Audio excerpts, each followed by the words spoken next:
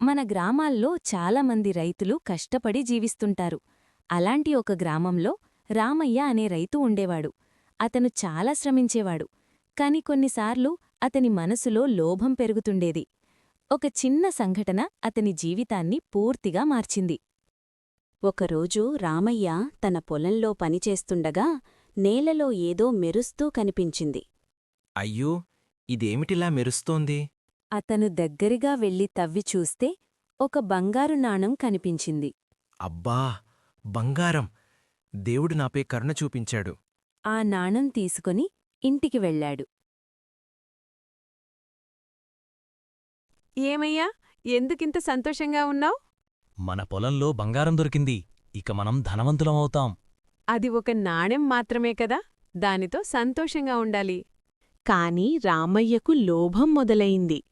మరుసటి రోజు మొత్తం పొలాన్ని తవ్వడం ప్రారంభించాడు. అయ్యో, ఇలా చేస్తే పంట నాశనమవుతుంది. ఇంకా బంగారం దొరుకుతుందేమో. ఈసారి ఎక్కువ దొరుకుతుంది. అతను మొత్తం పొలాన్ని తవ్వేశాడు.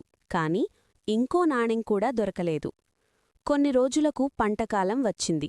కాని తవ్విన కారణంగా పంట పండలేదు.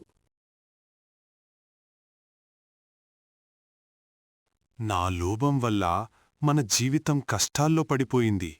మనకు ఉన్నదానితో సంతోషంగా ఉండటం నేర్చుకోవాలి. టీఎంఎస్ తెలుగు నీతి కథలు ఛానల్ని లైక్ చేయండి, షేర్ చేయండి, సబ్స్క్రైబ్ చేయండి.